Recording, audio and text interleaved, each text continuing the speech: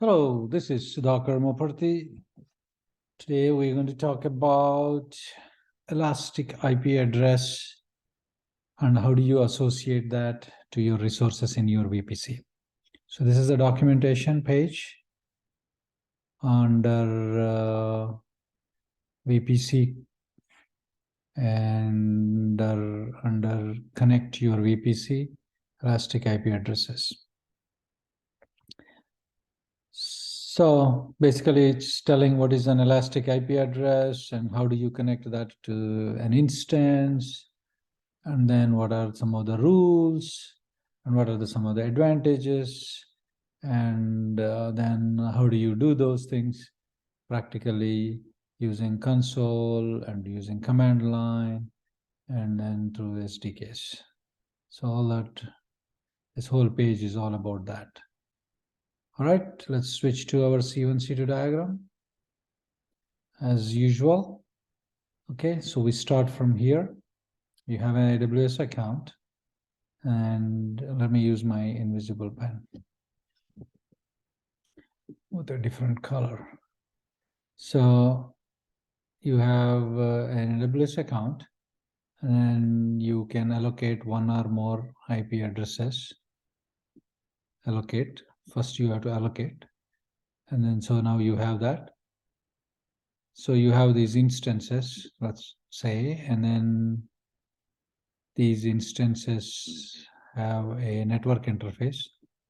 And in this network interface, you attach that allocated IP address.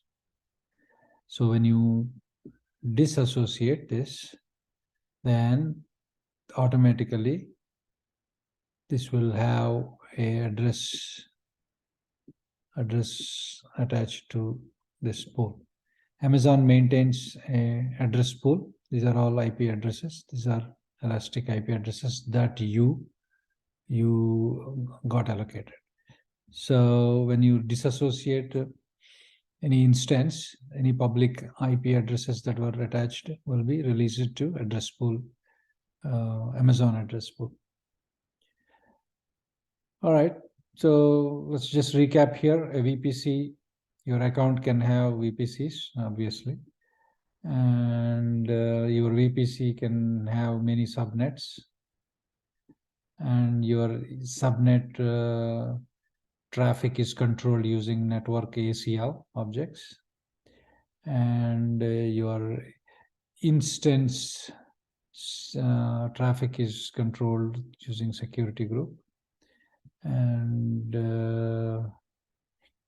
what else you have? What other EC2 interest? Yeah, you can have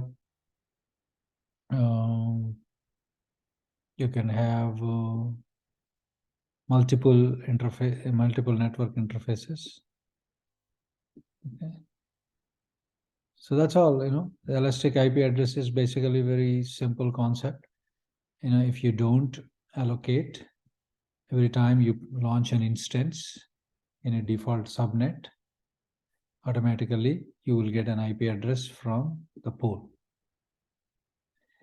But if you specifically allocate an elastic IP address, which Amazon gives you, or you can bring your own.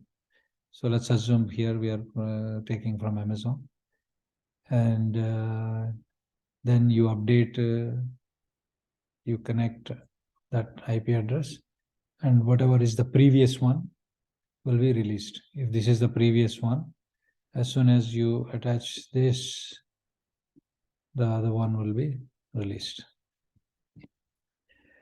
Okay, that's all I have for today. Just want to let you understand elastic IP addresses are allocated to you by Amazon, and it won't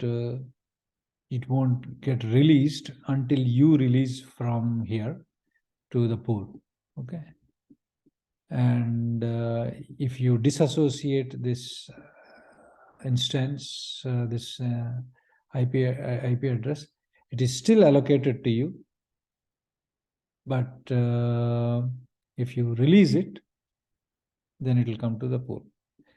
But if it comes to the pool, and let's say you wanted to recover it, you can recover it as long as this is not reallocated to somebody else.